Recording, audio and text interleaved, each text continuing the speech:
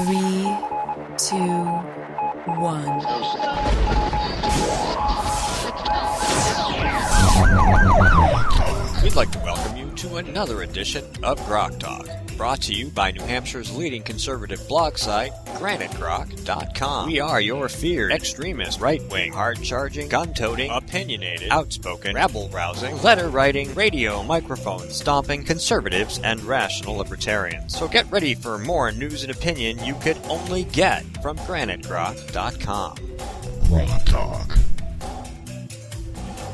Oh, bring us in, Mr. Steve. Hey, welcome to Grok Talk. We are live from Hillsborough, New Hampshire, and we're going to be here to share the CNHT annual taxpayer picnic with you, which doesn't start until noon, but we thought we'd come in, do a show, maybe take a little time off for lunch. Lunch doesn't really start till noon, so this will be interesting. But and then continue with the picnic, and apparently we're going to get a direct audio feed this year, rumor has it. They've got a new PA system they're using, so we should have better audio quality than we've really had in a long time. And it's right over there. It's right over there. So, it won't be, you'll be able to hear better. Normally there's a lot of crowd noise, and we haven't really been able to capture the speakers. And most people don't really hear the speakers anyway.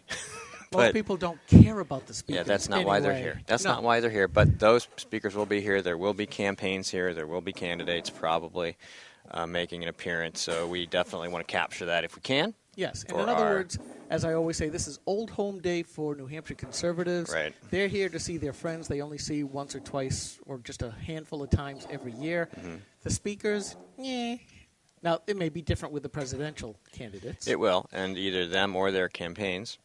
Yep. I didn't get a list of who was going to be here. There isn't one posted this year, but Rich Gerard is coming into MC, so that'll be good. We'll get to see Richard. Haven't seen him in a bit. Yeah, and he's always fun to talk with. Hey, we can actually see you. Now I have it. I can do. Rough. Right. Welcome to Grok Puppets, Shadow Puppets. Anyway, we are a political podcast, so we are going to talk about some politics. Oh, and there's lots to talk about. There is always plenty to talk about.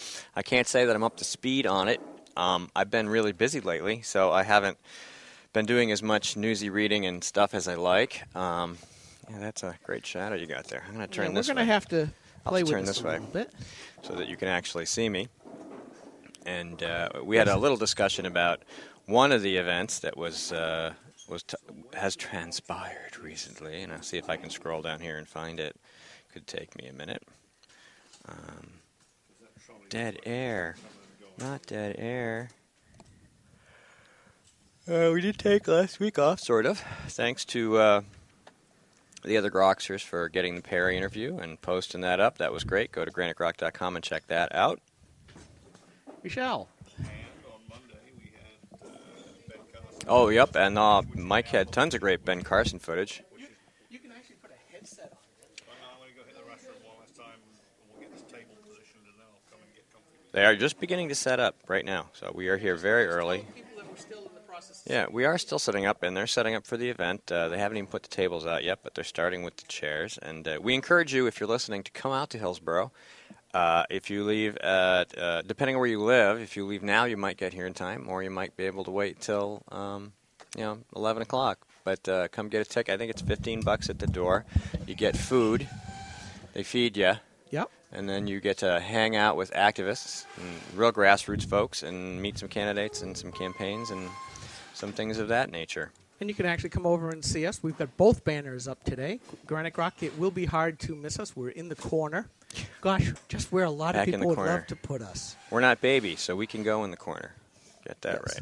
But we'll be able to talk about a whole lot of things and a whole lot of people. Maybe even get time to talk to my newest best friend ever. Whom? Jan Glassman. Oh, is she coming?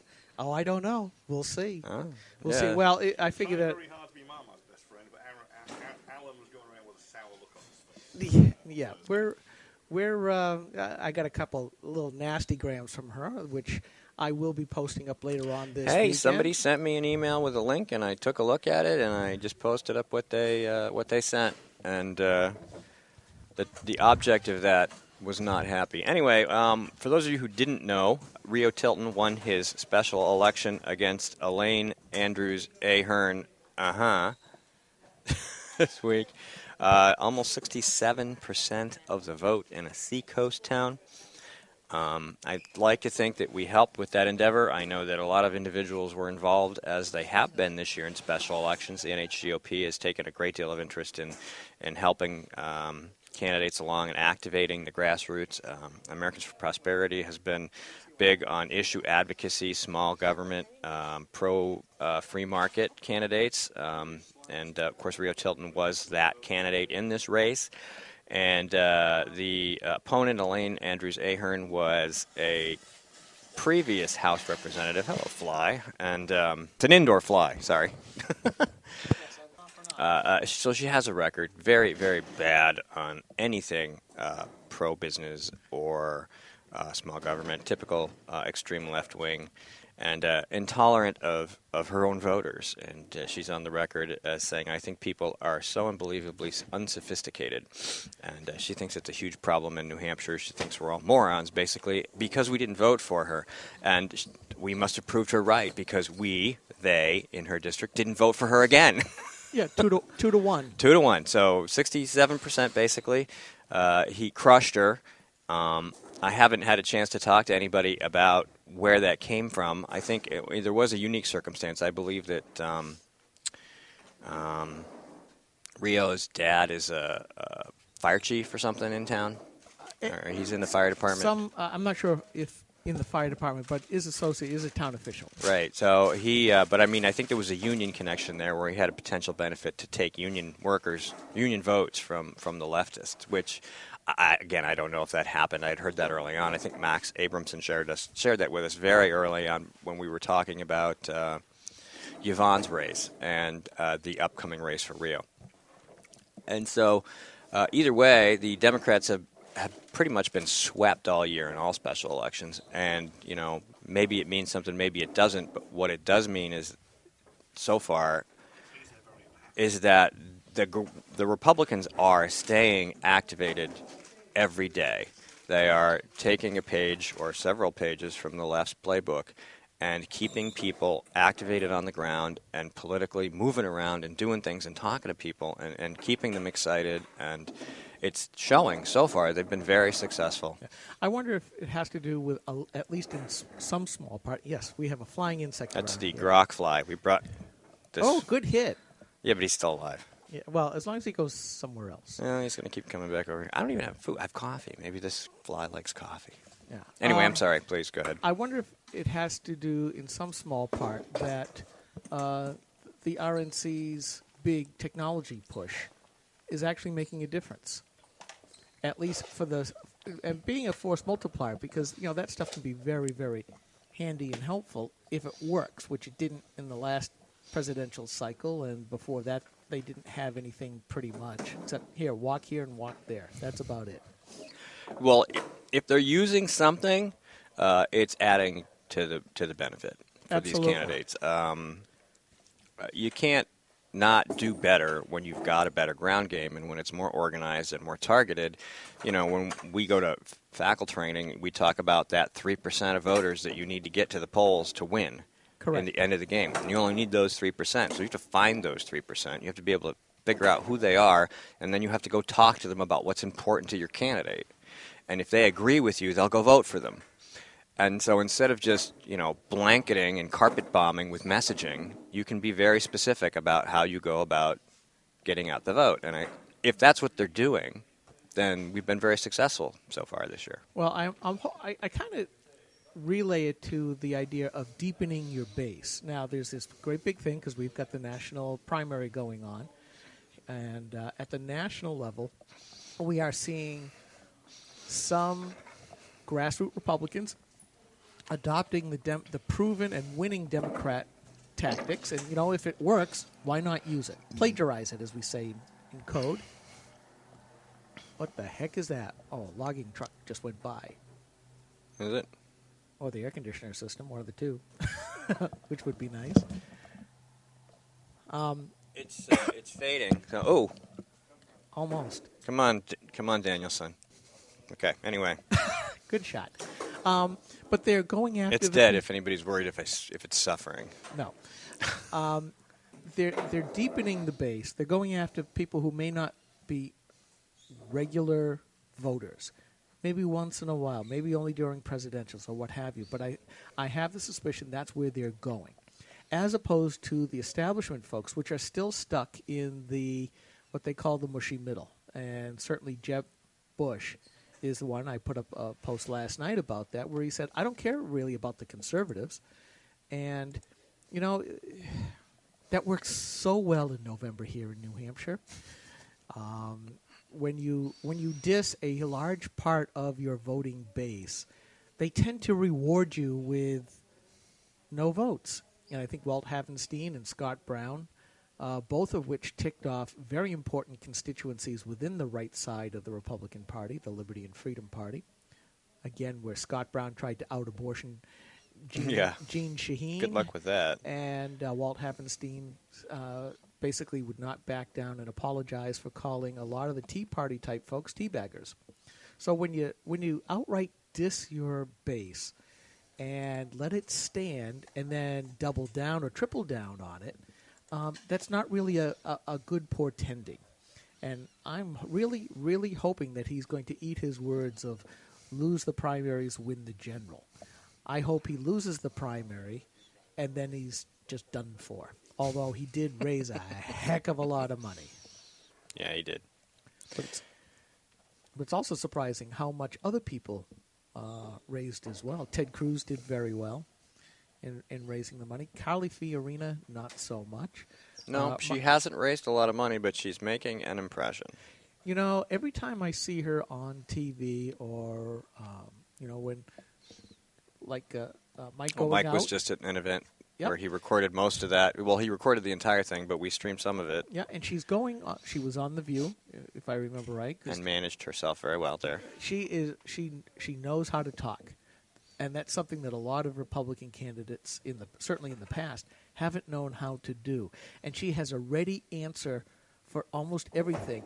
And you have to admit, Donald Trump always has a way to do the political jujitsu. You may not agree with their stances. I don't care whether you're Republican, Democrat, but you have to admire that kind of political and verbal jujitsu to answer the question and then take it in a way that the questioner is not ready to respond to or is completely flummoxed over. And I think a lot of Republicans, in watching her, that they may not be too sure about where she really stands. She's certainly talking a more conservative game than, say, George Pataki. By the way, George, how's that mano a mano with Donald Trump challenge working out for you? I don't think so. You know, he who just made an infamous statement that it's illegal to carry guns across state lines. Yeah, this is a guy that we want to trust with the Second Amendment in the Constitution. Yeah, well, he's not exactly your banner pro-constitutional liberty candidate. No. He really isn't. But you notice we always seem to see, and every time there's an election, they're all saying they're all conservatives. Well, you remember from the dinner where we recorded Governor Walker, if you watched it, I mean, you know, you've got Jennifer Horn coming up and talking about everybody being a good conservative, and Governor Sununu coming up and talking about everybody being a good conservative, and, you know, even Jeff Chittister, who was being paid to be the MC of the event, kind of pushed the end of that string a little bit. When we all know, including everybody in that room, especially the actual conservatives who were there, that that's just not the case. But they're sort of not by a long shot. They're subverting the definition and taking control of the language by using the word conservative to represent people like Jeb Bush, who is definitely not a conservative. Well, he governed conservatively. There's no doubt about that. But the issues have changed, and a lot of people are rather disturbed with what he's saying. Common Core, I don't care whether, it's been touted as being created by governors of states. Yeah, well, the feds, like everything else, got their money clause into it. The old take it from you and then bribe you to under Well, that's their just strings it. attached. What is the federal? What is the And- federalist component? I mean, are Yeah. states free to choose or not? And it appears that they aren't. Therefore, it is not a Well- pro-liberty position. Well, they'll say, well, you don't have to take the money. No, you don't take the money, but all the national standards will be driven by Common Core. All the curricula will be driven by Common Core. Everything that you need to do to proceed forward through the educational process will be tied to Common Core. So by refusing to participate, you're basically erecting a brick wall at the national level that will not allow people in your states to get past it by design. Yeah, and that's the other. That's a huge thing, and I think, with what we're seeing right now, I'm going to go off tangent, and then it'll be like a You're circle. going to make a circle? We're going to make a circle. We're going to loop around. Yeah. We never do that. Well, you look at the Confederate flag. Now, I'm not going to speak to whether it's racist or not, but what you're seeing is just everybody falling all over themselves to completely erase it from the American scene. The problem is, just like with homosexual marriage, I'm looking at this from the 50,000-foot level. This is just a crisis that they're not going to waste. Just like gay marriage was not a crisis that they're going to waste. And I want to say thank you for putting up the post that you did, because I followed some of the links, and I'll be putting up some more posts later on. The whole intent is to, over time, make marriage irrelevant and just completely destroy it. They've admitted But- that, too. You're now seeing with the Confederacy, they are willing to erase history. Well, who else does that? Well, Germany did it with the Nazis, but you're also seeing it with ISIS, where they're erasing every single legacy, whether it's an important artifact or not. They're just blowing stuff up or hammering it down in a way to be able to erase history. And now we're seeing it here in the United States. And who's doing it? Well, you look at Stalin, that famous picture of the guy who, and I can't remember his name, but a lot of people are bringing that up in the cause of this Confederate flag controversy. Well, he was a bigwig in the Soviet Union, stood next to Stalin. And then when he fell out of disfavor and was executed, all of a sudden all the pictures that were up there, he's no longer there. He was erased.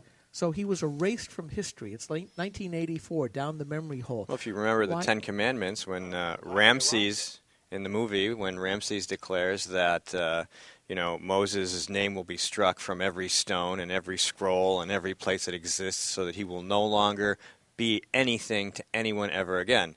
It's basically the same premise. Yeah, we're going to have to move the camera because Mike is now joining us. Well, I could sit Piggy in the middle back there, but it looks pretty tight. Kind of cozy. Oh, there he is. That's better. You Yeah. know So something? I was going. Switch headsets. Yeah, I was going to Mike, coin a phrase. Mike, yeah, switch yeah. headsets. Okay, just a minute. Switch chairs as well. No, just take that headset and swap it. Why don't you just put the Eye of Sauron on him and you can switch back and forth. Yeah, I can do that too. All right. Have you adjusted me? Well, certainly the progressives want to adjust you, Well, and yeah, me, and Steve, and everybody else that'll be in this room. The progressives want to adjust mankind. That's their problem. Instead of having, as our founders intended, immutable laws to constrain human nature, they think that they should be able to remake human nature to fit their idea of what the laws should be. No, absolutely, and we're seeing that where anything that gets in their way from a cultural standpoint must be eliminated, and we're seeing that. They've taken the heights of the culture in Hollywood. They've taken it in the literature. They've taken it in the academy. They've taken over the educational system. They're going to lose that, and I'll explain why. Well, we'll see. We'll see. It's not entirely clear, but you erase your history. If you don't know where you've been, then you don't know where you're going is a bad place or not, because they're also trying to take out religion, and I'm going to be posting more on that because it's looking really, really bad, where basically regulations are trumping the Constitution, and I have seen calls now for people to strike from the Constitution that which offends them. So, and I've also seen calls for doing away with the American flag.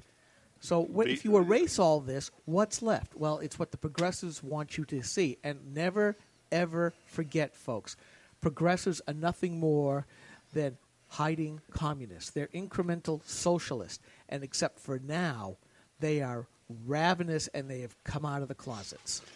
Absolutely. So, yeah, when you were talking about erasing our history and erasing the country even, we could probably name an organization, La Erasa. Well, they're far from the only one. Because they want to erase our culture and replace it with theirs. Well, they certainly want to do it all the way across. And as I wrote last night, in the beginning of Obama's term, all of our heads were spinning. We were saying, how the heck could they be moving this fast on so many fronts? We can't keep up. And we felt bludgeoned. We felt steamrolled. I think we've gone with the flow because now we understand what's going on. A lot of this, like with the gay marriage, has been in place for decades. And they knew they couldn't do it. And now with Obama, even with the Republican weenie majorities in Congress that can't... The invertebrate Congress. Invertebrate. They just... I thought invertebrates had mostly been left behind by evolution. The progressives, of course, want societal evolution. But as part of that societal evolution, we seem to have bred a new race of invertebrates. They're called Republican leaders. Yeah, and it's a case where there's nobody acting as the backstop. And they now know Obama's at the end of the term. I think they understand that they're probably going to lose the presidency. At least I'm hoping that they will. And, maybe this will come to a stop, except for the fact that they have so infiltrated federal government.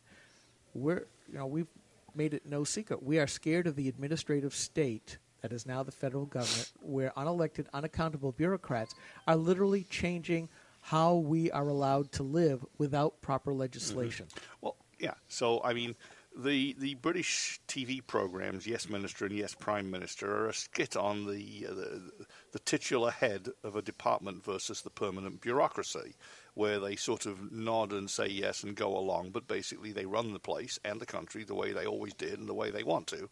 And the minister thinks he's getting his own way some of the time. I'm sure the same thing is happening with the bureaucracies. One of the candidates, in fact, it was our interview with Rick Perry last weekend, Skip, which was really, really interesting. I said, how are you going to get a grip on the administrative state? And he said, it's quite simple. I can't fire these people, but I can reassign them. And so if they don't comply with the directions to shrink their departments and lay off the regulations, they'll get reassigned. And they can get reassigned to places they don't like. Me thinking Siberia here, but you know what I mean. No, you basically... After a few fairly public reassignments... The regulatory equivalent of Ice Station Zebra. Yeah, exactly. After a few fairly public reassignments, they're going to get with the program.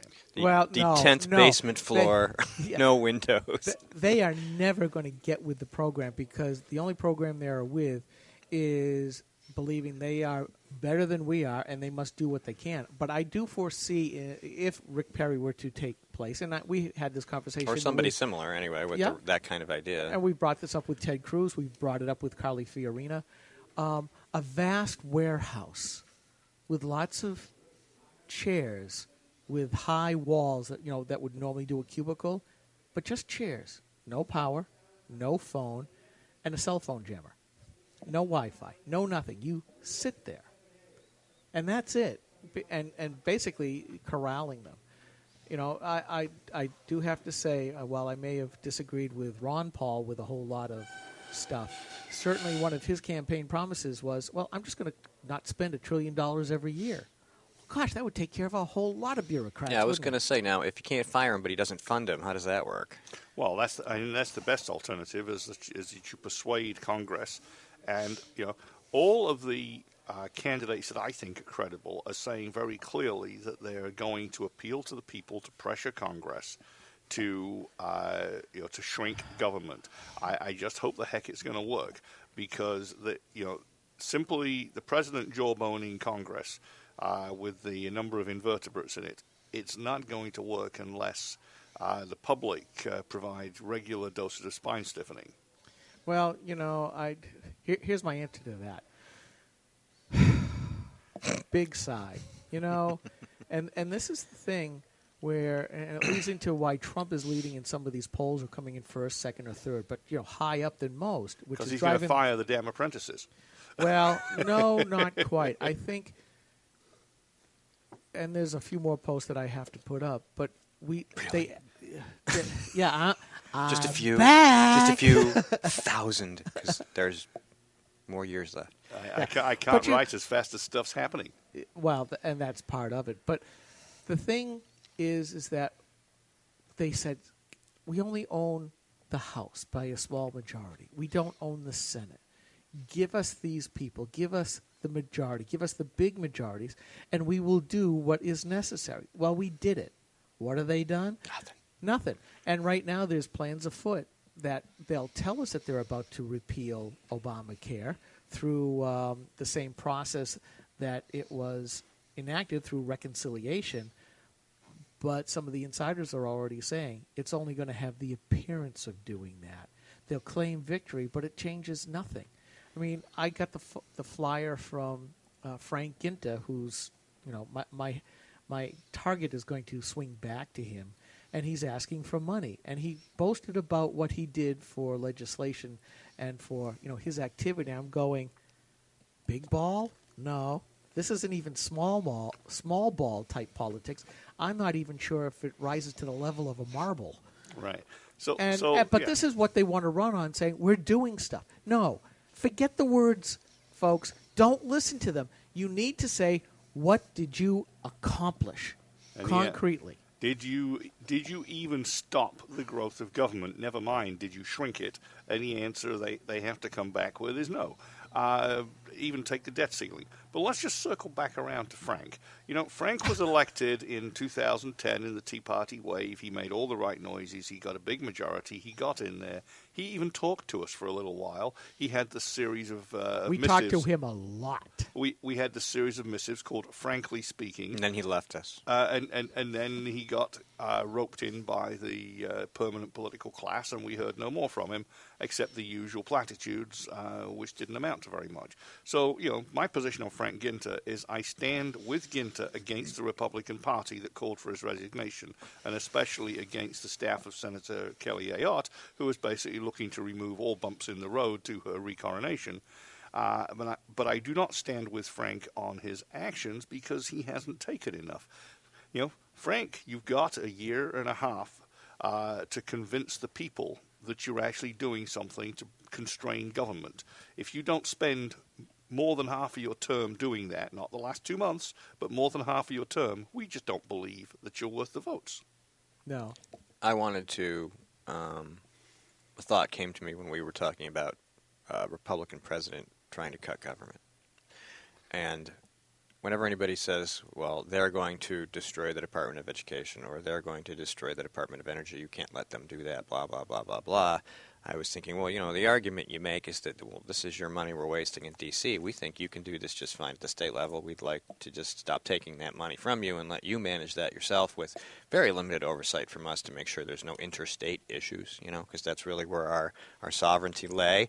And I think they should hire whoever gets elected president. They should hire that guy from H&R Block who says, get your billions back, America. And they should hire him and just have him do that. Instead of giving $70 billion to the Department of Education so they can decide who gets it back, we're going to let you keep most of that money. And then you, at the state level, can decide what you want to do with it because it's yours to begin with. We're not even going to take it. No, with every department, energy, HUD, forestry, whatever, Department of Labor, all these things, they should have very minimal, if they exist at all. Now, you may not be able to make the argument that you're just going to cut the whole department. You may have to make the argument incrementally that they're wasting way more money and you could spend it better on teachers and students, for example. Yeah, well, so we're not going to do that. We're not going to wipe the department out right away. Maybe you don't even say that. You actually have to say that, and you have to give the reason why. I don't think they'll win. There is the nearest thing to perpetual life is a government program. I know. You cannot half kill a department. It will rise from the dead and come and seek you down and kill you. You have to drive the stake through its heart once and for all.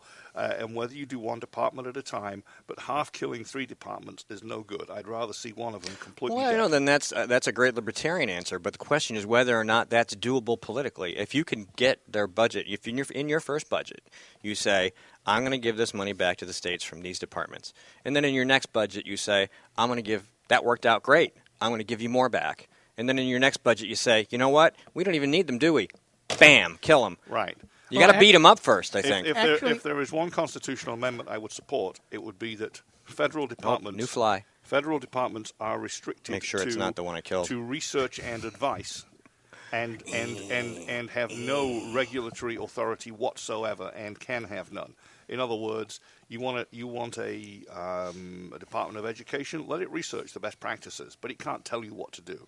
And a Department of Energy, let it research, let it collect, let it publish papers, let it sponsor to a relatively low budget, but it can't regulate. Nah, I got a better solution. But let's kill them all is better. All you need to do is take all the money that they have. If I was president, I would keep one person per department. Their only workload would be to write 50 checks once a year to say, here's all the money that was allocated to us, we're going to turn it back. Mm-hmm. And that would be it. I look at it this way. When I was on my budget committee in town, I was told forever, well, we have to pay our teachers well. They're all highly qualified teachers. And yet, when I listen to the words but I watch the actions, I'm going, but this isn't working out right. But let's take that argument for a little bit. If all of the districts are really full of qualified teachers, then what the heck do we need Department of Education at the federal level for? Let the local communities do what they think is right. And I say the same thing after what we've seen over the last few weeks with the New Hampshire Department of Education, as well as with the progressive Maggie the Red Hassan, who decided that local communities are not smart enough, or parents are not smart enough for the opt-outs for the testing. We're going to transfer the problem from one level to another, and I guess that's the start. But if people at the local level are so smart, why should we? You're right, Steve. Why should we be giving up all that money in the first place? So that's where you get back to the libertarian point of view. Is if you take money from the people and print some, and you then lose some of it through the friction of government, whether it's the IRS collecting it, the Fed printing it, or the one man in the department writing the 50 checks, or woman, you lose some. And then you send it back to the states, who then use that money to bribe and coerce the towns and the counties, which is exactly the problem we've had with the federal government since 1913. It erected a mechanism by which it could steal our money and then use it to buy control of the states to oppress us. So, taking the money and block granting it back to the states makes little or no sense. The right thing, as I think whichever of you said it, is not to take the money in the first place. Yeah, but I also agree with Steve. Well, he means whatever money is left, because they really won't be doing anything, right? They'll just sort of be this little... They write a check. They say, we got $100 billion in, so every The Department of Energy is a guy at a tiny desk in the 10th floor basement, and all he does is sit at his desk or in a warehouse, and then once a year they let him use a pen, and he writes a check to give back the pittance that they took after you cut their budget. Yeah. He has a pen and a phone. The phone rings once a year and says, cut the checks now. That's right. Yeah. But the same thing with the Department of Energy. If you go back in time, and I still think this is a valid point, yes, there are some things that government should be doing because they are so huge that you need governmental sponsorship. But with the democratization of science and how things are getting so small so quickly, why don't we just go back to where it started off in the first place, which is in the private sector? Mm-hmm. And if you're taking less of people's money, especially the companies, which frankly, you're just double taxing people anyways, because we all know we're paying the companies taxes anyhow.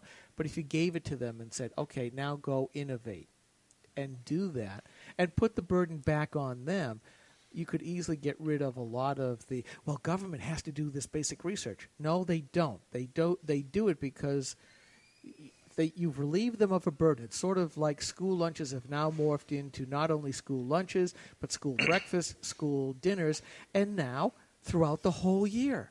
It's like, and with universal pre-K coming through, they've already said, well, this is for 4-year-olds. Unless you've got universal pre-K for 4-year-olds, then you can use it for 3-year-olds. And it really comes down to the case of why have kids at all? A lot of that. But now you see the model, if you go back in history, which they're trying to erase. What was the communist society's way of doing things? To take the kids from you as early as possible, put the women back to work, and indoctrinate the kids. Yeah. You give me a child young enough, and I'll have him for life. Was that Lenin or Stalin or Marx? Goebbels. Ronald McDonald, I thought. Yeah, well, everybody's got that a bribe. was He's got why those they little invented toys. the Happy Meal. Come on, let's be real. That clown is the scariest thing on the planet. No, he's not that scary. No. Heck, there's No, the much Hamburglar. scarier. Hamburglar. Oh, robble. Hamburglar, didn't I? Hey, so didn't I do a cartoon of the brown burglar at one point? it's Ed now. Maybe. Hi, Ed now. The PA guy was here. I I don't know. can't say. You would have known. You're welcome to join us if you want. He's probably busy. A lot of stuff to do.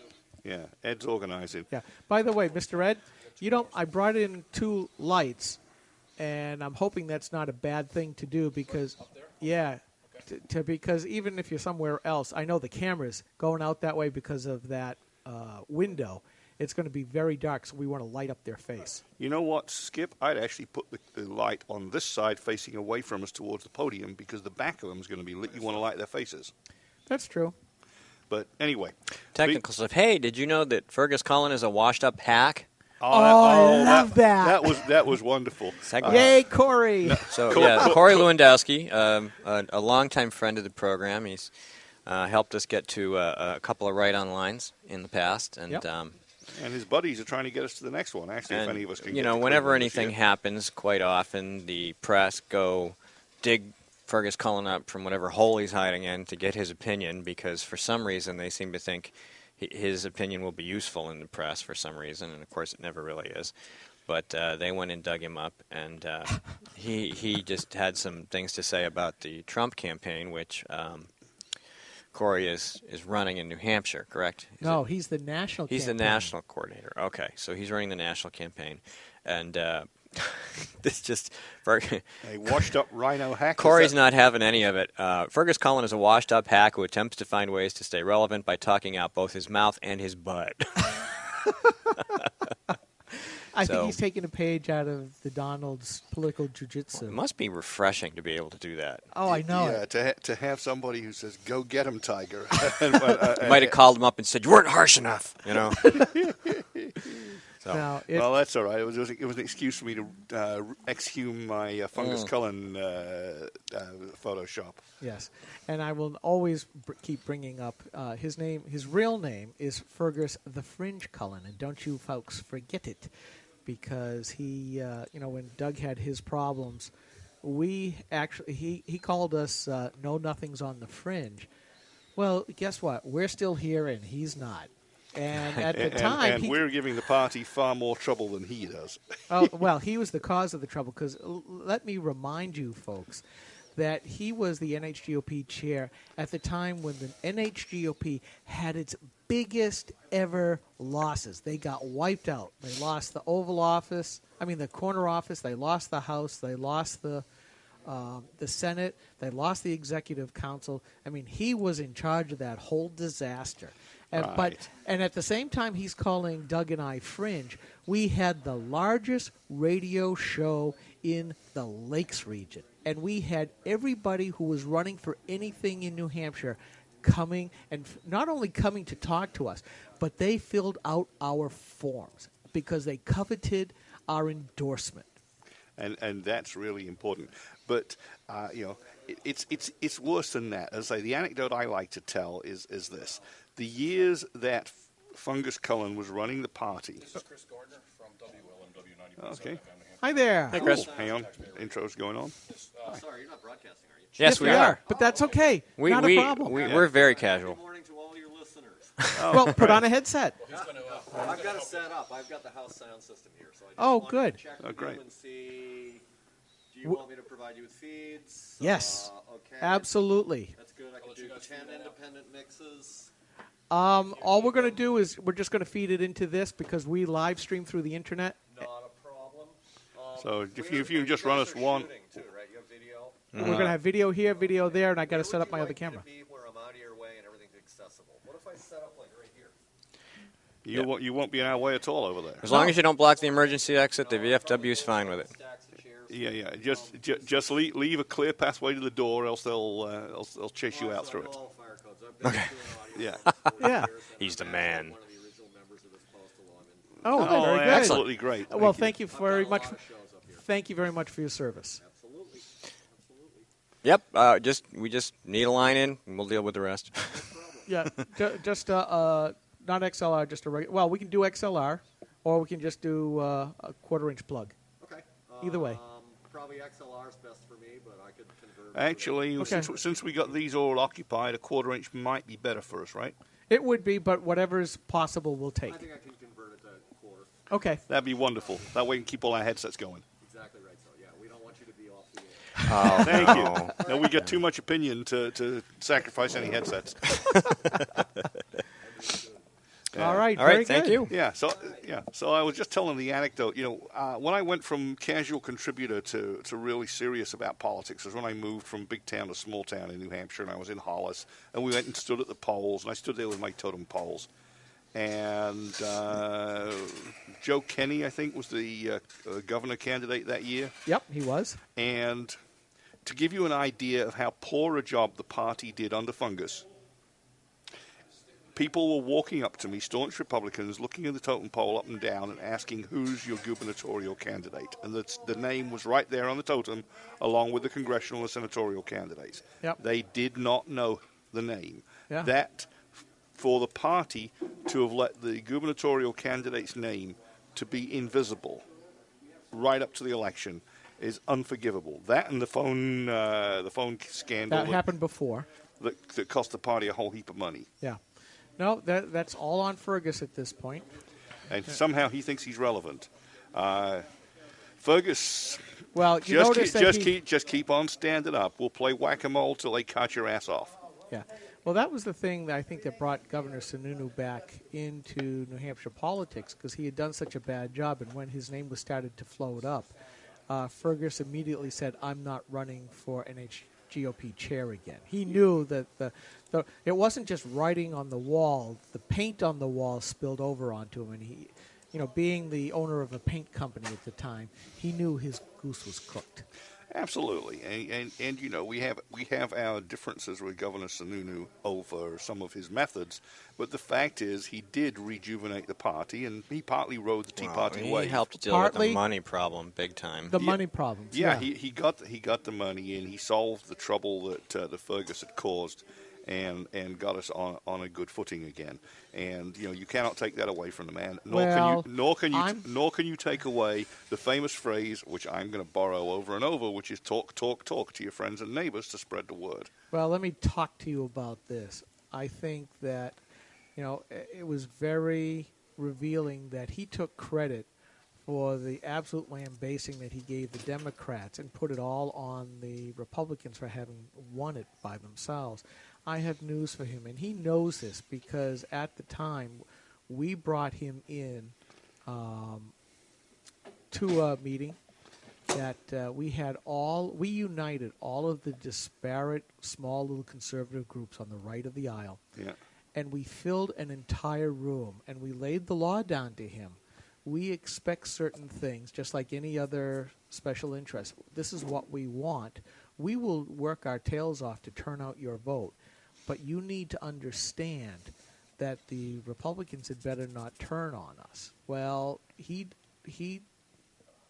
did what he was supposed to during the election, not so much afterwards.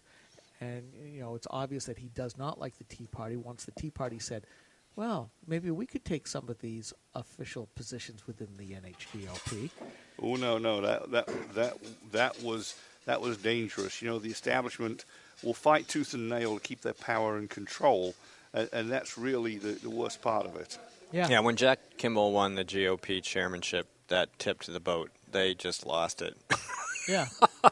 They were like, no! Oh, well, Right. I have the video, and I was there at the time at the NHGOP meeting, and I had my camera trained on him. and somebody came over. He was just sitting on stage facing the crowd, and somebody whispered in his ear, and I knew it had been long enough, and his shoulders just went down. That was it. And his face fell. And it was an amazing moment. And when he had to announce that Jack Kimball had won over Juliana Bergeron, was it Juliana Bergeron? I don't know who it was, but it might have been. Whoever it was. Yeah, I'm not sure. There was a She couple lost. people running, and it kind of... Yeah, but his ostensibly his hand-picked candidate lost. And it was by, 20, 30 votes. So, I mean, it was not razor thin. It was not close enough to cheat. Yeah, and just the absolute lack of, yay, I have a new chair. But the the complete dismay on his face was priceless. And we've seen what's happened ever since. And we have seen the Republican Party fight the conservatives, fight the Tea Party, who should be their natural allies, because, hey, guys, we actually support the party platform. And that's the bit that never makes any sense. We spend a good part of every cycle looking for and supporting candidates that support the party platform, but then the party as a whole, and especially the party leadership, does not support the party platform, or not enough of it, which leaves us scratching our heads and wondering, how we got fooled yet again. So, thinking of getting fooled yet again in the invertebrate leadership, I received an email, and I think it was yesterday. I told Skip this. A petition drive. The NRCC sent this out. Signature needed. Stop the Democrats from doubling the gas tax. Wait a minute.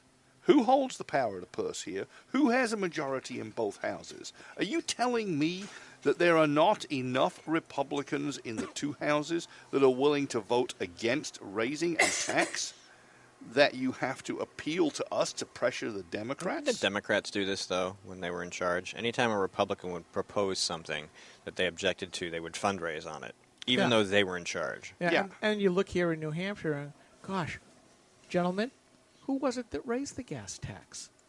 It was Republicans. Who actually initiated Obamacare here in New Hampshire? Yeah. Well, No, answer please.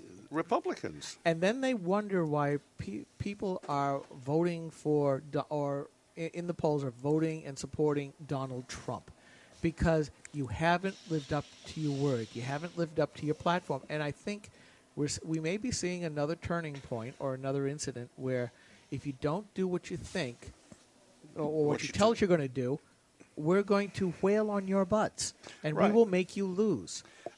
And I basically wrote back to the NRCC, and I'm sure I won't get an answer. Said, how stupid do you think we are? You control both houses. If your problem is with Rhino Republicans, call them out by name and have their constituents pressure them. They're not going to do that. They won't even pressure them internally, except to vote on bad stuff.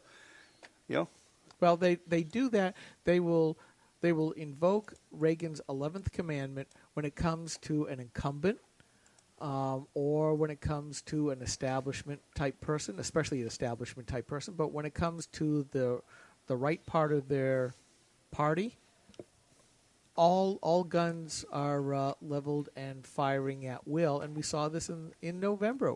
Look what Thad Cochran did with what was his name, Brad Dayspring, who has just been picked up by Scott Walker. How he smeared the conservative Republican in the primary race, and I can't remember his name. And now they've got the guy, fail upward in D.C. Yeah, everywhere and always, it's the same problem. They say we shouldn't speak ill of them. I'll lay it on the line. Show us Republicans who stand for the party platform at minimum, and we won't criticize them. Yeah, even 80%. If you just act, 80%. if you act like Democrats, we're going to criticize you the same way we criticize Democrats. You want less criticism? How about you help us elect real Republicans, actual conservatives? Well, here's the operative phrase: they have brought us upon themselves. If they would do what you're absolutely right, Mike. If they were to do what they're supposed to do, they would take all of our fodder away. But they don't. Right. And I begin to think maybe the con-cons of people have got a point. But the risk, of course, is it becomes a runaway. But like it's going to get much worse? Well, exactly. If we don't actually modify the Constitution and, by the way, enforce it, and does enforce it mean citizens with rifles in the streets everywhere picking off federal agents? I pray to God it never gets to that. But, how do you enforce the shrinkage of the federal government? How do you enforce them staying within their rules? Do the citizens have to defend themselves day in and day out, literally, with force of arms, against federal officials saying you can't do that, and the citizens saying the hell I can't, over and over? Does it get to that? Will it come to that, or will we all turn into sheeple and be herded into our pens? Because the freedom in America is disappearing, and it's disappearing fast. I drive around, I look at the beautiful countryside, the tranquility of New Hampshire, and I think, was it this tranquil in Germany in the 1930s? Well, actually, Mark Stein just did a great post on that where he does that comparison back and forth. And now he was already been fenestrated by disobeying Godwin's law. But, if you don't learn from history, you're going to repeat it, and the second time is farce, as the saying goes.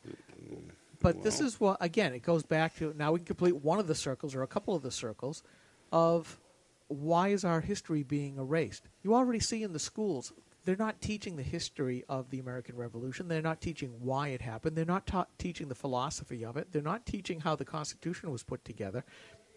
They're just being taught, it was written by old, rich white guys who owned slaves.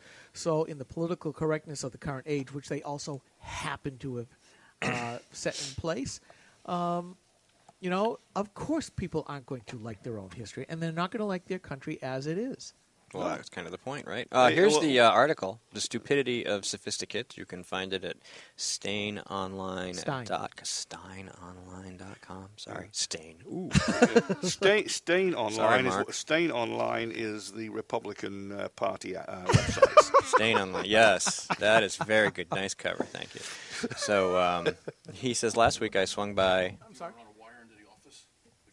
the Bill Bennett Show to chew over the news of the hour. A few minutes before my grand entrance, one of Bill's listeners had taken issue with the idea that the Supreme Court decisions weren't the end, and if you just got on with your life and tended to your garden, things wouldn't be so bad.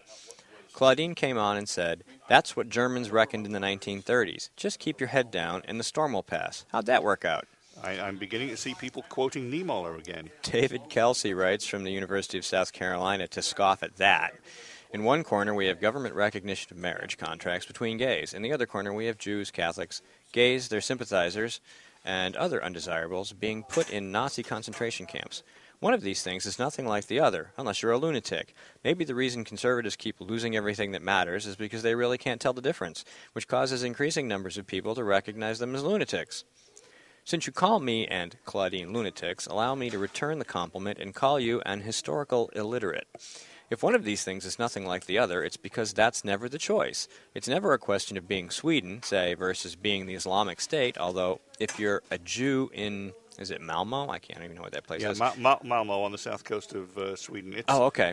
Yeah, they're looking a lot less. It's a nice place, but it's more Islamic than than Leeds and Bradford right now. Oh, excellent. That's Britain. They're looking a lot less obviously dissimilar than you might think. All societies exist on a continuum.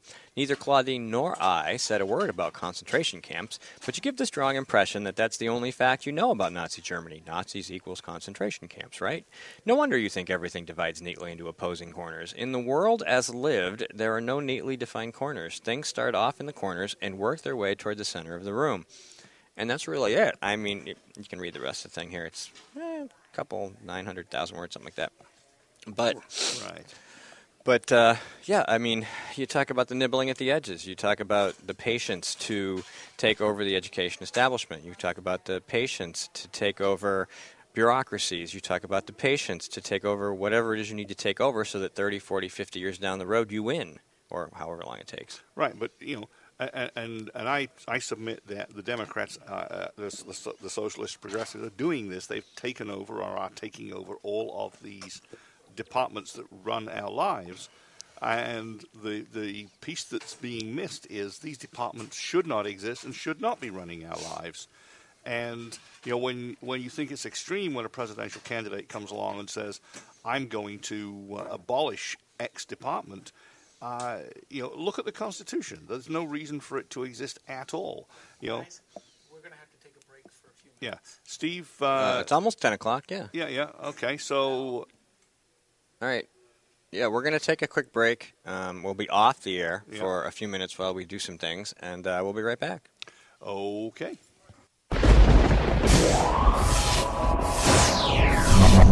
Rock Talk.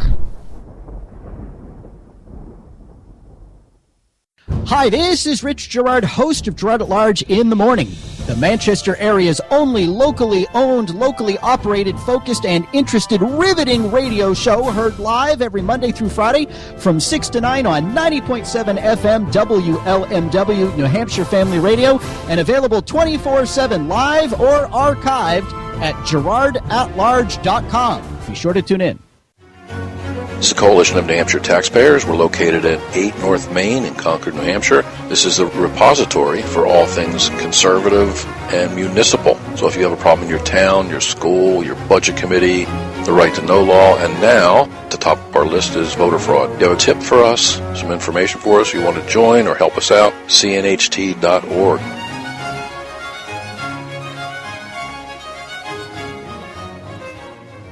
Three, two, one.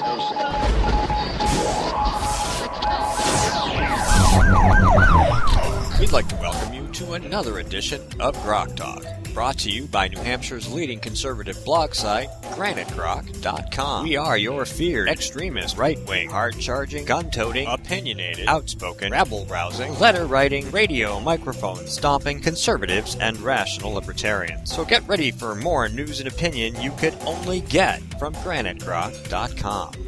Rock Talk. Ready? I am ready. Are we back? Well, sure, we are back. We are back. Okay. Short We are break. back. Nope, not going to happen. Unfortunately, we don't have unless one comes back with Mr. Ed from his house who has a long cable. I don't have a cable that long. I've had it for years. Well, That must have cost a couple dimes and nickels. let me go check. Maybe I do.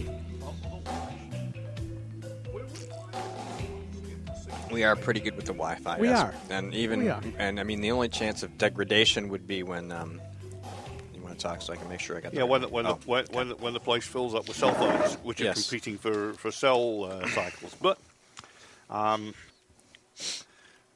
for now we're good. And we will have finished the official program by then, but we won't be able to. It risks the potential of having problems with the actual picnic itself, where we have speakers and we do interviews with folks who are here. Let me just So the actual Grok Talk, the 10 to 11 traditional version, will have no problems because nobody will be here yet, and we'll be done with that part of the show. But the extended version, we'll see how it goes. Hopefully everything will be great, and we won't have any problems.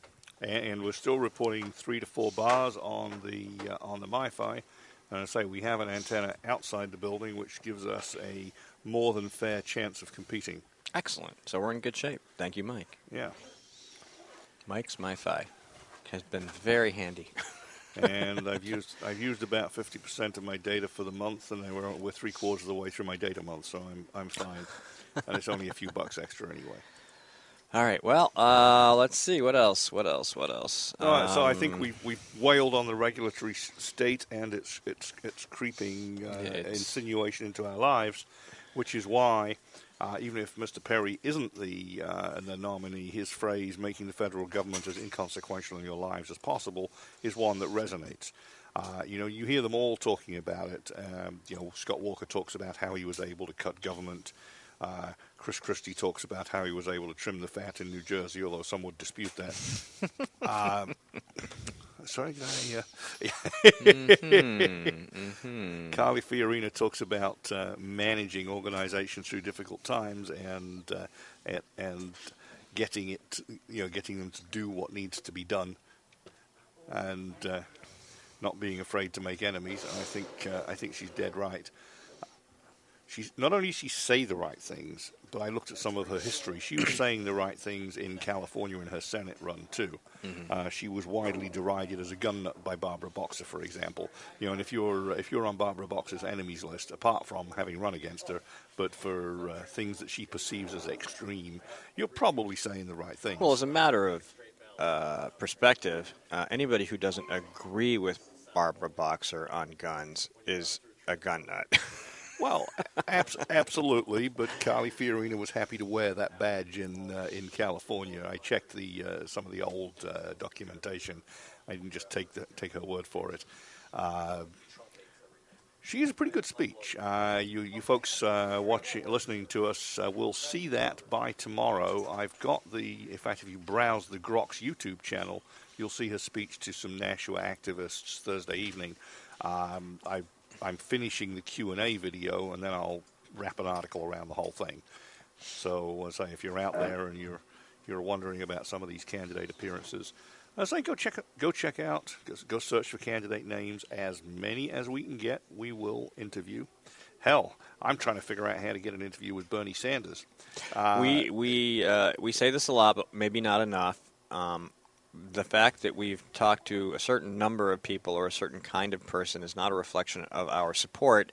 It is a reflection of the campaigns having not gotten back to us to schedule an interview.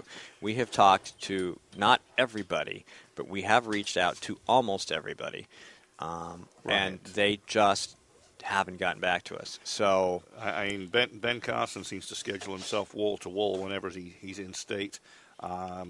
When I found out he was staying extra days, I contacted his local campaign management and asked if they could fit us in because I was on vacation this week, and they got back to me after he left the state. So it's clear the guy's very busy while he's here. The nearest thing you're going to see to an interview, if you go and look up his 40th anniversary bash, he did a rather good Q&A in the VIP reception where at least one of the questions was asked by a vet in full uniform, mind you.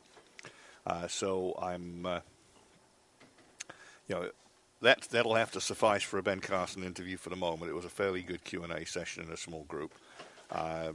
We're still trying to secure him. We've had a good interview with Ted Cruz, a short phone interview with Carly Fiorina, and as I say, there was a good Q&A on Thursday night, which I'll get posted. you guys had a short interview with Rick Perry. We had a short interview with Rick Perry, and again, there was a speech and a Q&A, which was the week before to the July 4th weekend, which I was at. I live streamed and recorded, and I don't always announce the live stream if I just happen to say, you know what, I'm going to use both hands tonight and have the iPhone in one and the camera in the other. I use one as the backup, and that proves to be very valuable. If you get a dropout, or if you have to stop and restart the camera because you run out of record time, it helps a great deal to be able to just fill in the blank. Yep. We also captured a more of a structured Q&A with Marco Rubio, which we posted online. That really wasn't us or anything, but we did manage to get some video of a candidate, and so we'll continue to try to do those things. I actually look back a little further for Rubio in Hollis a few months back. I did actually capture an event with him. This was where our Democrat state senator from Hollis Brookline was in the Republican audience with her husband, and they had a couple of campaign finance progressive trolls ask questions, and Rubio knocked those out of the park. And we know they were her trolls because after the second question was asked, she was heard to say to her husband, both of our guys got their questions in.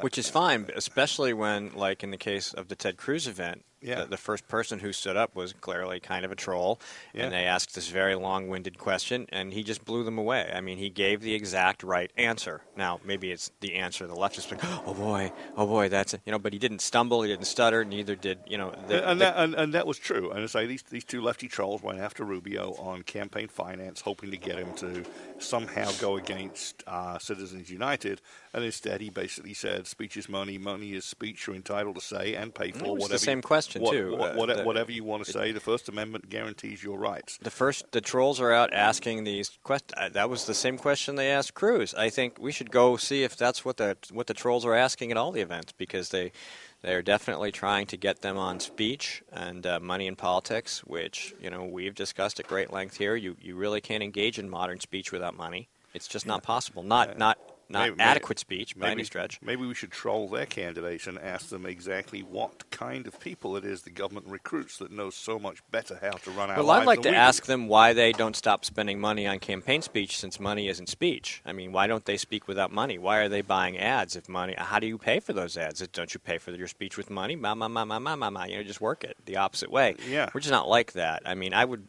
I would rather watch grass grow than spend a couple hours hanging out with a bunch of Democrats at one of their events to listen to one of their speakers spew left-wing progressive partisan rhetoric. No, that's true, but it's good to study them from time to time. Like last year's Elizabeth Warren presentation to the Nutroots, where they were all jumping up and down, frothing, yelling, "Run, Liz, run." Clearly, she excites a certain part of the base. Who've all flocked to Sanders now. Right, and meanwhile, Bernie Sanders, being the rare bird and honest socialist, and crazy like a wily old fox too. I read an article yesterday.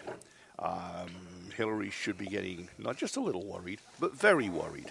He's visiting unusual states. And the article said, no, they're not unusual. They happen to be all the caucus states. All the caucus states. He's going to do a Ron Paul. On Hillary. Or an Obama on Hillary. Don't Right. forget that Obama basically pushed Hillary out through better organization at the Iowa caucuses. Jorge's here. And almost certain cheating in the Texas primaries and caucus. I can't remember whether Texas is a caucus state or not, but they. One of the things that I found interesting was there's a 1 hour video that I didn't want to that I haven't gone through yet, but I clipped it off a website that said one of the things that Sanders said was that unemployment is at 10.5%.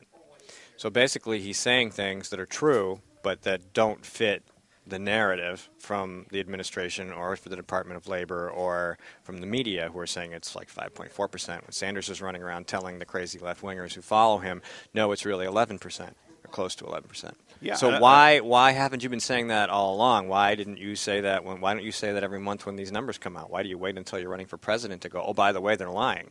Because a lot of them don't say much until they want something. And by the way, Sanders isn't exactly a gun nut, but he did say this week, to the consternation of some on the left, that 99.9% of gun owners are law-abiding. And it's not the law-abiding gun owners that are your problem, basically. I do need to go through that whole, so you turned me up. You know something? He turned us all up. The interesting thing, though, as I began to go through the video, was that there was a part where he said that they were responsible for race equality, and he was going on about all these things that are complete hogwash. Oh yeah, the bit where he talked about every president needs to apologize for slavery. I didn't get to that part, but he was saying that they were the party that led to equality among blacks, basically, was what he was saying, which is so not true. But it's just funny that he's saying that with such conviction, and everybody in the audience is like, yay! Hey, guys, guess what? What? I have no audio. I don't think I've had audio for a bit. Oh, so people have been watching us and not even hearing anything. Well, it's a good job you've got the little recorder going, right? Well, we've got that, but we're live streaming us. So I'm going to have to take some of this down for a little bit. We're, okay. Dang.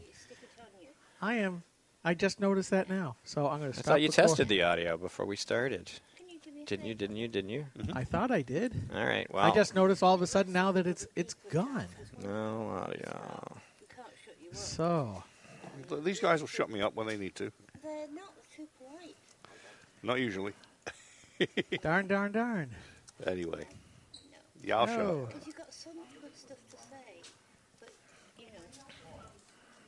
Don't say. Well, What we the are heck? recording.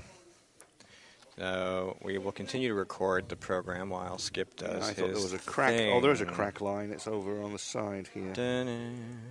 But never mind. Let me just pick a corner for Let you. me make sure everybody knows that we have a problem. Yeah. So there it is. Device in. Yada, yada, yada. Audio problem with live stream. Working on it. Working on it. Tech. 1, 2, difficulties. 5, I've got a corner. 6, 7. Maybe we'll get it fixed 8. when Jorge gets over here. Yeah. We've been able to get tables out without hang moving on, it. Jorge, we'll get you a table. No, he's got to get No, it's okay. Oh, wait. Oh, okay. Now, there we go. 1, 2, what? Why is there no audio? No audio. Why is there no audio? Do. Well, we don't have 1, audio. 2, 3, 4. 1, 2, 3, 4. Arg. Our governor did veto SB 116. I think we talked about that. Also 603, which was the parental. Yep, the notifications. parental notification rights. She 1, 2, vetoed 3, the 30-day 4. residency for voting. We have it now. Oh, so you fixed it. I fixed it. It was a case of, well, a button got pushed that shouldn't have. Button pusher. I didn't touch anything. So, we're back. Hey, Jorge. Jorge, How you doing? how are you? Fine, I thought you were on the air. We were. We are, technically. Well, we thought we were. That's really what it comes down to. Yeah. Oh, well. All right. Let me Details, update details. the post. Audio problem resolved. So, All right. So now we're streaming not just pictures of us moving our lips. It's not a silent movie anymore, but you can listen to the podcast after. yes. Yes, you can. Yes. And we But we'll recorded talk all pro. of it. We recorded all of it. Plus, we have video. Yeah.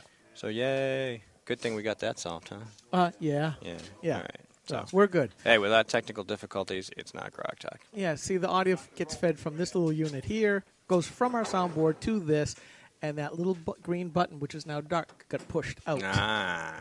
It said off. And over the years, I've always learned that debugging software also applies to the material world. 2 laws. Solves 85% of all problems. Is it turned on, and is it plugged in? So. Audio problem resolved. Yes, sir. Yes, sir. All right. Well, so much for that. Sorry about that, folks. Really, I do apologize. I should have caught that a long time ago. Wasn't looking at the little green. Well, one of the early weeks when we were doing the audio stream on Spreaker, when we first started doing it, we went through a big chunk of the show without any stream because after I deposited the embed in this live stream page post, I jumped back to the show, and it had asked me to check spelling. So it just sat there like that and didn't actually update it for an hour until I went back and noticed. I'm like, oh! That does not help. No. So we were streaming on Spreaker, but we weren't streaming Spreaker on the live stream page, which, if people go there, which most of them do, they're like, there's nothing here. What are you talking about? Yep. So, and we do that as a courtesy. It's a little extra work for us, but that's commercial free, whereas Ustream will have some interruptions. And we are still considering other options. There are other formats that we can work with, and we just haven't gotten to that yet. But we'll get there eventually. Eventually. So. We are a very low-budget operation. That's right. Folks. And I do as much as the most esteemed wife allows me to do, which lately hasn't been very much. So, it is what it is. I got to go find that. You're back. Oh, yeah. I was going to say, we don't have any... We have no audio box jingle music thing. It's a completely commercial free, except for the lack of audio for the first hour and 15 minutes of the show. Man, I am so sorry. Well, it just happened. It's no big deal. It's okay. We did record it, so we did have it, and we have video, so we're all set. We have backup. What do you mean we have video? That's not recording? No. No, it's just streaming? Just streaming. Oh, there's the recording camera. Yes. Okay, that's okay. Yes. I prefer audio. That's fine. Yes. That's fine. So we're good. But anyway, so what else is going on?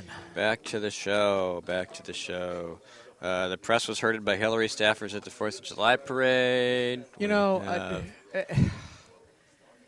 the docile creatures that they are. I just when I saw the video, I went, I can't believe nobody had a knife. That they would allow themselves to be so undignified, so dissed. You know, I was going to say, what were the they're staffers going to do? They're gluttons. Well, that's true. She has Secret Service protection too, right? Right. I mean, if they show what's underneath their sports coats, the press might get a little afraid. Oh, no. They are liberals, after all. Yeah, for the most part, yes. Yeah. But, then it came out that Bill Clinton had done this back in 1992. So, history repeats itself. Excellent. But if I was there, Bill did it. Yeah. Or as they would say, there's no lawful authority that says that I couldn't. True. But in the live free or die straight, Yeah. a person who has a record of really just not being open with the press. Yeah. And I commend her. That's what Obama did when nobody knew who he still does it, controlling the message. I mean, it don't leave yourself open to circumstances that will not advantage you politically. I can't believe that none of those journalists with cameras had one of these. This is just a simple jackknife, a sharp jackknife. Oops, the rope got cut somehow. No, I would have just done it and saying civil disobedience. It's just one of those deals. You know what's going to happen, though, if you do that? Your network will no longer have access. Well, it's not like they're getting any access anyways. I know, but, they live for this stuff. They're all Clinton fans. It's like when we talk about all the problems that Hillary has and how connected the Shaheens are to the Clintons, and how the state party is connected to the Clintons, even though they're not supposed to have a preference. For years and years and years, New Hampshire Democrats have been, a majority of New Hampshire Democrats and a lot of leadership have been very pro-Clinton. And so you find this relationship that should be inconvenient for them, given all the negative things that have been going on with her campaign, and yet somehow they are, like Terry Bean, it just rolls off them like water from a duck. Yeah. Well, there was, and we all talked about this, what about that missive from the NHGOP talking about Kelly Ayotte having decided to run for re-election, like that wasn't a foregone conclusion.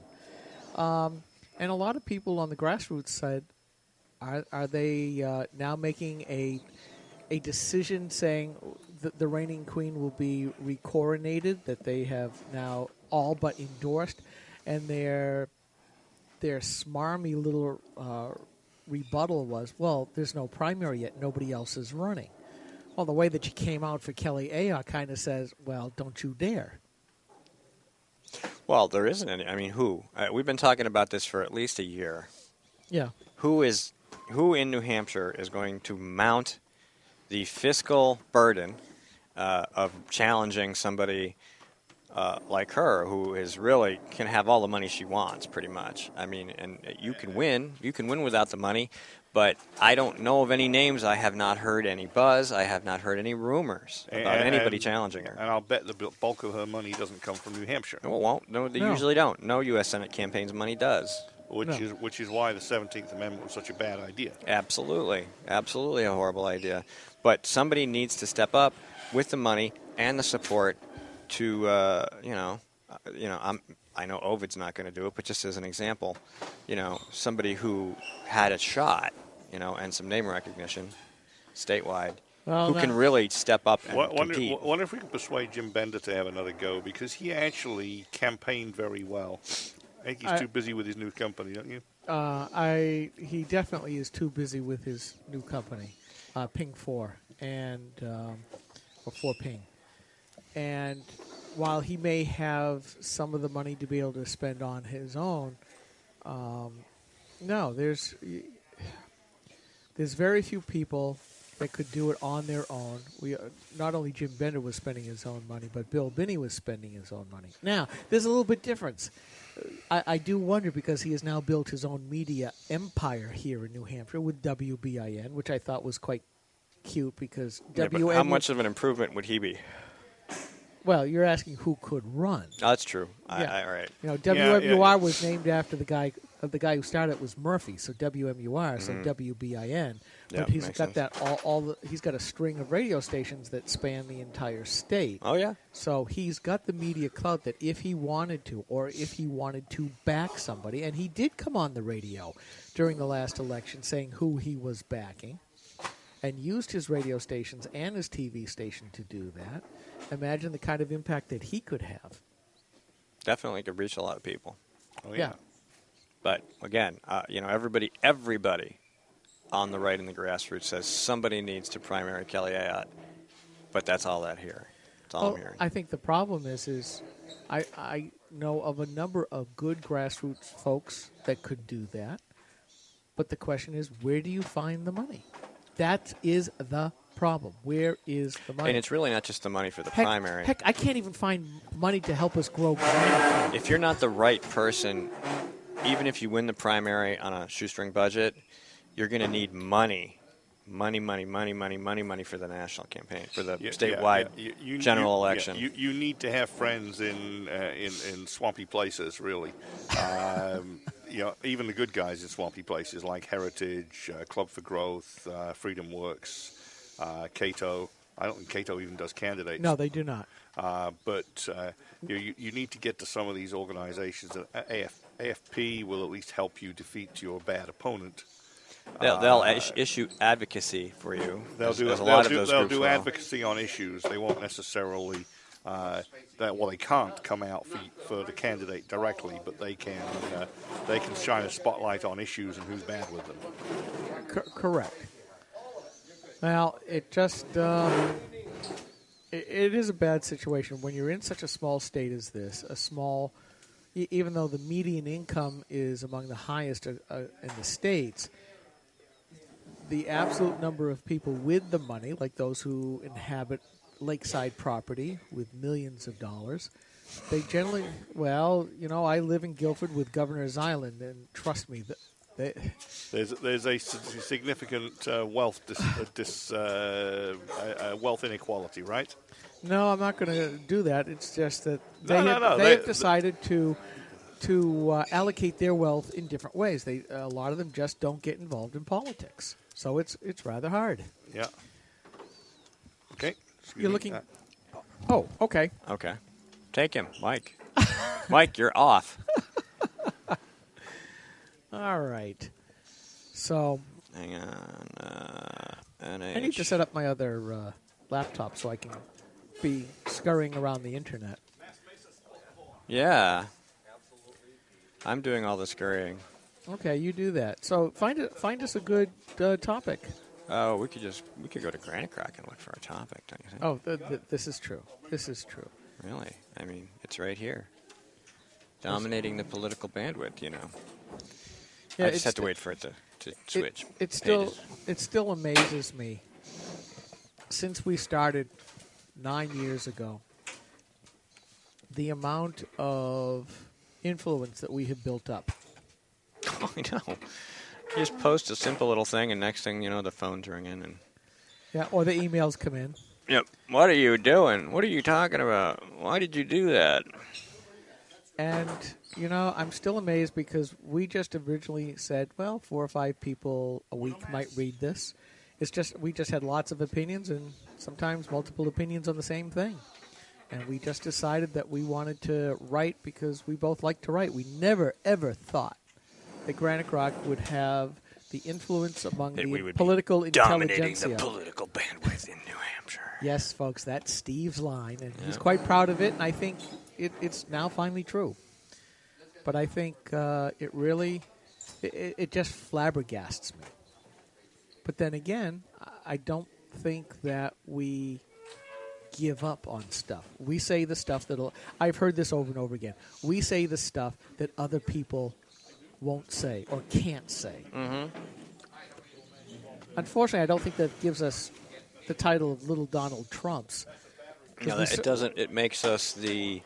Are we the watchdogs? The conscience of constitutional conservatives? No, we're the mouthpiece of constitutional I conservatives. think we're the conscience of the NHGOP because we try to keep them on the straight and narrow, and we've been told we're the only Watch ones. out. Whoa. Not you. I I didn't want to see him get pulled with a table. Literally. Yeah, it's like a 8-foot diameter table or whatever, 7 feet, I think. But I have been told over and over again, we're the only ones who are willing to do that job here in New Hampshire. That's pretty clear. And with the ability to do it daily and consistently. Multiple times a day sometimes. Multiple times a day. Well, that's what I meant, daily. It wasn't just once a day, obviously. I mean, the more people we have writing, the more commentary we're going to have. Here comes our plug and our adapter, and we will have direct audio from the podium. And this will be so nice. This will be a huge step up from what the PA system normally is here at the CNHT Picnic. Oh, boy. Picklick. Skirp said Picklick. Oh, this Thank is you. wonderful. Where are we going to put that in? Oh, we're just going to put it in one number of these. 5. All right. Except I'm wearing the wrong glasses again. See? So, line in. I have one pair for all those things. Yeah, I need to move that line out of there, so There you go. this should work. Well, we won't know till we actually test it, but we have it plugged in somewhere. Yeah. So we will have it working in just a little bit. It says line in, so we'll see. Okay. Yeah. So Actually, I should run that under the tables, but we'll wait. we can always move it. Nothing? Maybe one more laptop here. Yeah, that's okay. Well, who else is going to join us? I don't know. We don't know. We'll find out. Somebody might want laptop space or something if they want to sit And there. we can always put another laptop thing, kitty corner. One of the current active posts, it's getting a lot of comments on Facebook, not so much on the website. That happens a lot. We'll cross-post something, and it'll be a huge hit on Facebook, but you won't see a lot of activity on the blog. But that's still what we're looking for, means people are coming and reading it. Was the post I put up. I linked an article from the Federalist called Rand Paul Don't Swallow the Bait, and it was about ending marriage licenses at the state level. And apparently this person did some research and discovered that there are a number of prominent progressives who are interested in ending marriage licenses for one very specific purpose, and that is to allow the federal government to intrude into and control the family at its roots. Yeah, because there will no longer be a legal family entity. Right. So I went. By the way, I went through that whole thing. Did you go? And I went through every single link, and I was horrified. I mean, we've known what the intent was. I've read stuff before where they decided to say, our goal is to destroy marriage, but it was such. The LGBT extremists, I guess you would call them that, because I mean, there's a lot of gay and lesbian couples that really just want to be people who can be together and have the same benefits contractually.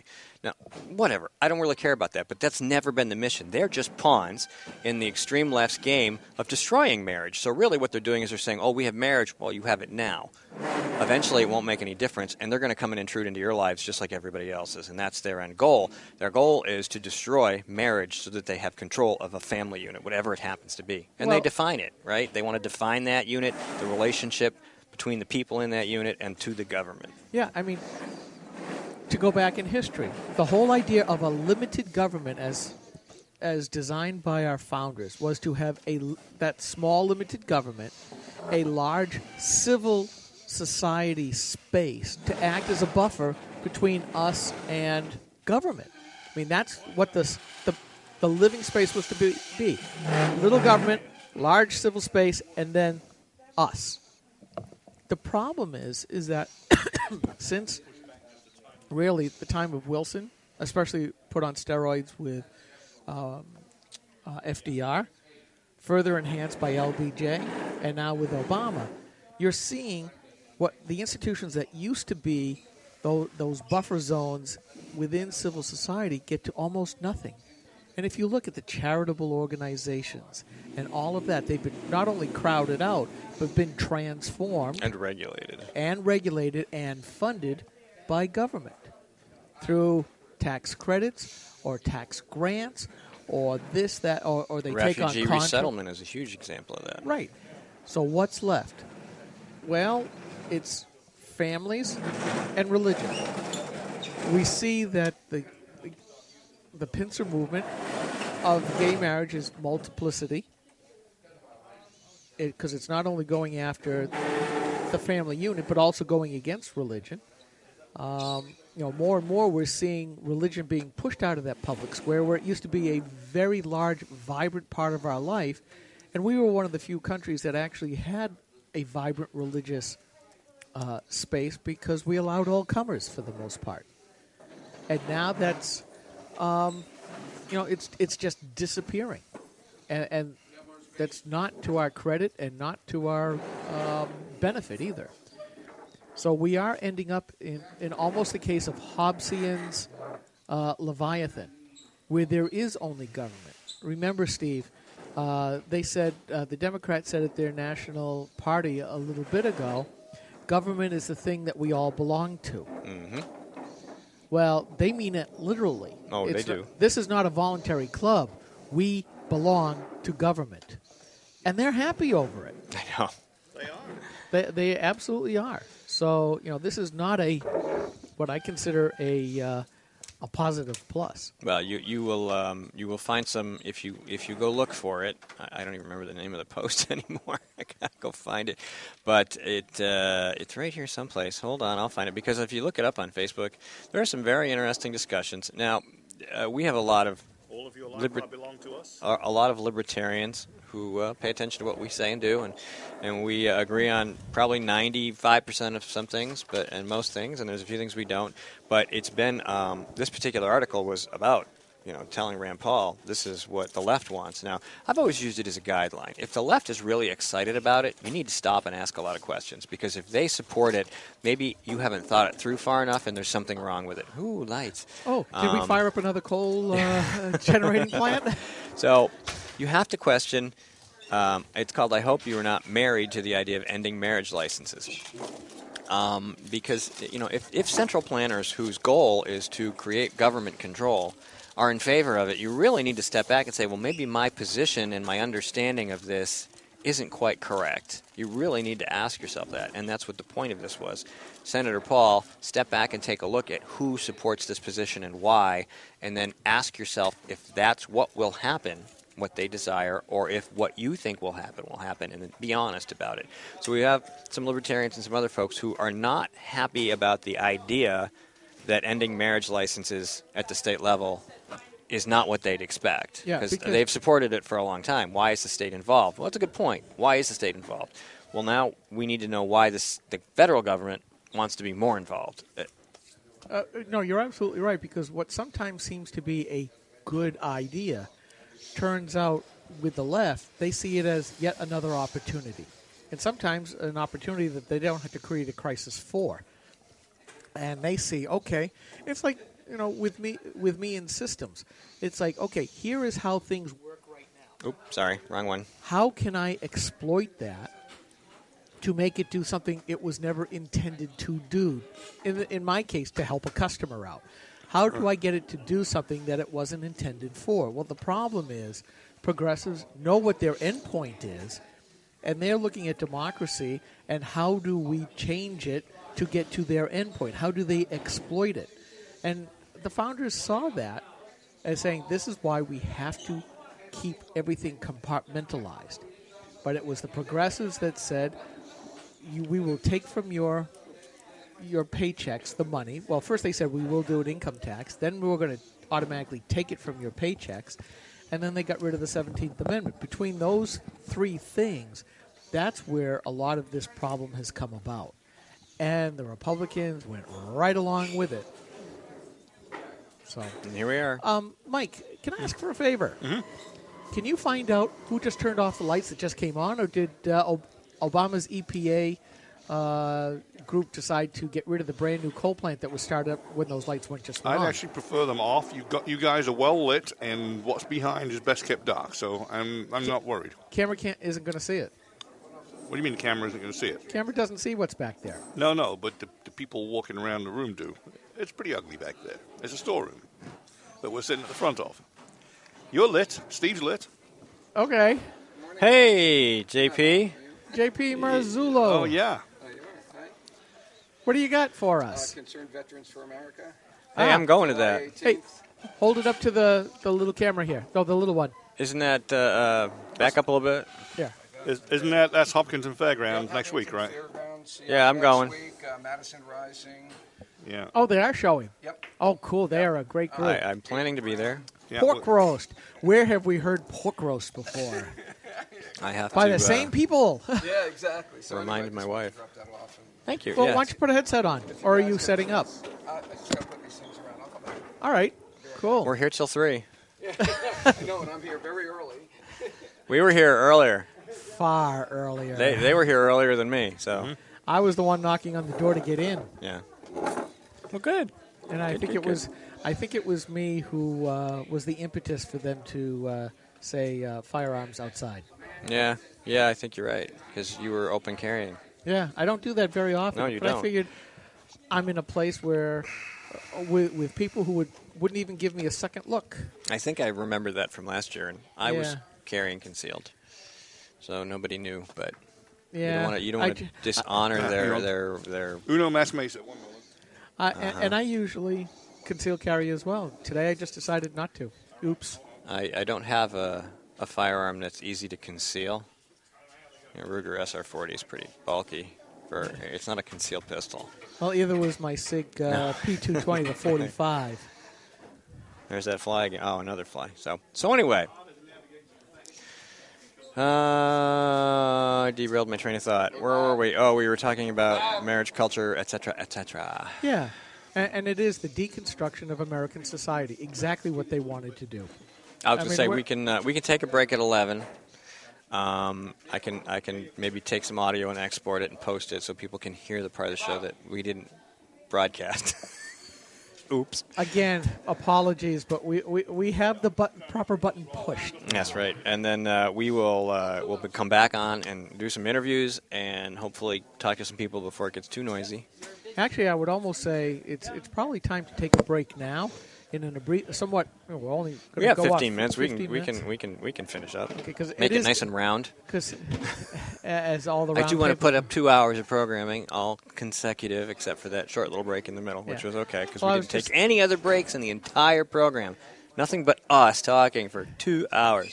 Well, I was So- I was going to say it is getting kind of noisy here. People are starting to come in. They're starting to do their setups. Yeah, but we're and doing all all that right. other stuff. We'll take a break at 11. We'll come back at noon. What is this? Oh, really? That's pretty old. That's from work. Oh, It's okay. telling me that my boss's email address and his boss's email address, something went wrong. So, and I think I know why. And So- you have to fix it? No, I don't have to fix it. I was funny. We're going to have our website rebuilt for the company, and we were talking to the design people last week, and about the process and the scheduling and what we wanted it to look like, and and how much access we'd have, et cetera, et cetera, et cetera. So, I'm thinking, all right, great. Things sound pretty good so far. We pretty much got the menu structure set up. We know what the design's going to look like. It's just a question of where the content's going to appear and things like that. And then yesterday I go on the website because I go there all the time because I do all the social media and I do the blog as well. And I go there and it's just a generic page that says under construction. And I'm like, that's not right. So Oh, no. I emailed Uh-oh. the vice president and the president, small company. We talk to each other. We can swear at each other. Those kinds of things. As long as everything's got a purpose. It's okay. It doesn't happen very often, but sometimes people get a little upset with each other. But it's a small company. It's like a little family. And so I, sent them a message. Hey, where'd the website go? Oops. And I don't think they got the message, so I'll have to send Dan a text and have him follow up. I can check today to see if it's back up. But Now, I'm looking around the corner, which you can't do, and I would say that the population has easily quadrupled. burgeoned. Boom. Well, it's not full yet, but people are coming in. Well, it starts in an hour, basically, noon It to is. 3. Yep. Hillsborough. Yep. 538 West Main Street. West Main Street, in Hillsborough. Hillsborough. Yeah. VFW number 59. Yep. And we're happy to be here, and happy that they let us in, and happy that CNHT is doing this once again. Oh, yep, every year. And this is their major fundraiser of the year. It's how they get most of their money. So if you're within the sound of our voice and maybe within an hour or two of Hillsborough, you should hop in your car and come on down, pay the $15 to come in and meet some candidates and meet some activists, lots of activists. Most of the people here will be activists. And activist groups up for display. Activist groups and, see what's going on in New Hampshire. And it's air-conditioned in here. So, well, we'll see how good that lasts. Given that, this isn't exactly a huge function room. Well, it does get warm when it fills with people. Yeah, 200 or 300 people in here. There's a good reason why I like being next to the emergency exit. Yeah, you can go outside if you have to. No, if we have to get outside. And it's nice out today. It's not really scorchy hot out. So, I don't know. You go ahead and stand in that hot sun. Like I said, with the skin condition I now have on my arms, I'd have Mount Vesuvius on my arms. They have this thing. It's been around since the dawn of time. It's called shade. There's no shade out there. It's right in the front doorway. You can I'm stand over shade. here. I know, but you can go anywhere in the world. You are still free to wander wherever your heart desires. Papers, please. That's right. Well, actually, I may do that. I have my monopod, even though I have my old flip cam ready for the candidates up close and personal. By the way, I did just watch a PBS show called The Last Enemy. It's about surveillance. It takes place in England. It's if you get a chance to watch it, you can get it. If you're an Amazon Prime subscriber, you can watch it for free. I'm sure it's available on YouTube or any other place. It's called The Last Enemy. It stars Benedict Cumberbatch, and it is about surveillance, and it takes place in England, and it's really interesting. It's 6 hours. It's 5 episodes. The first one's 2 hours long, and it's not a chirpy, happy. It doesn't end chirpy, happy either, but it's about a government's agenda to extend its ability to protect its citizens over. To provide safety for its citizens by tracking them everywhere. So it's intriguing. It's called The Last Enemy. It is a PBS show. It's pretty fascinating. The program, they basically are attempting to come up with the perfect way to, instead of having a national ID, to make it so that you can never lose that ID, so that you can always, and it's all in the name of public safety. But really what it is it's the ultimate form of tyrannical tracking. Everything about you would be tracked everywhere, everything you do, always and forever, and it would be at the access of the government. And one of the great lines is somebody says something about said that, we have a safe government, and they're like, what if you don't? Yeah. And really that's the problem. And there was a show that the most esteemed wife and I would watch every week. I think it was called Person of Interest. I may be confusing. I like that show. I used to watch it. With the machines. Yes. And basically tracking using cameras and everything to track. Basically an overarching AI type program that was watching everything. And there was a problem with it, and so the official government project got shut down, but the architect kept it going, and every once in a while it would spit out a number which would correlate to a person, which the AI, artificial intelligence, projected was going to be in trouble. So this little would cause trouble, one or the other. Yeah. So this little group of people, very little, 3 or 4. Yeah, yeah, and a dog, and the dog, of course. So you got the nerdy guy.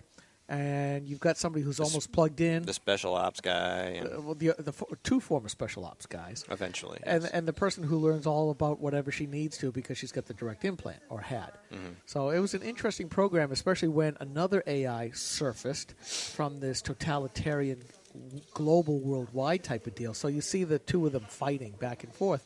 But it fits in exactly to what you were saying about this other program. The Last Enemy. And you do have to think about it. Well, we do. We have smartphones, and they can track us with these, whether we want them to or not. Well, yeah, exactly. As you know, even just using the thing is going to get you tracked. Mm-hmm. And if you turn on any of the handy, another one. Oh, okay. Hang on. Let me help these guys with this table. 1 second. So anyway, whatever he was going to say. Right. But you know, and you wonder about how safe is things. Now, again, we've got the Office of Personnel and Management at the federal level, who have now just admitted it wasn't 4 million, it wasn't 14 million. Now it's like 21 million official records, many of them having to do with obtaining top secret clearances, have been hacked by the Chinese, is what seems to be it. It could have been anonymous, it could have been anybody, but the Chinese seem to be the right set of people, even though, we have light again. Even though they're obviously saying it wasn't us. Of course they're saying that. Yeah. They always say that. And now that, the head of it, who said in the morning yesterday, I'm not going to resign, and then in the afternoon said, I've resigned. And now they're starting to say, well, maybe we should go back to doing this on paper. And I thought, what a startling idea. Paper. Of course, it also came out that the outsourcing, which, government outsourcing certain things is a great idea because the private sector is much better at doing a lot of that was him. things than not. But when you're outsourcing such sensitive information to a firm that's employing mainland Chinese citizens with a Chinese-oriented corporation who happens to be, wanting to put us out of business, how stupid can you get? I know. All right, we're going to take a break. We'll be back by noon, and maybe I'll get this posted in the meantime. So come on back for the picnic, and we'll talk to you then. Very good. All righty. See ya. Bye.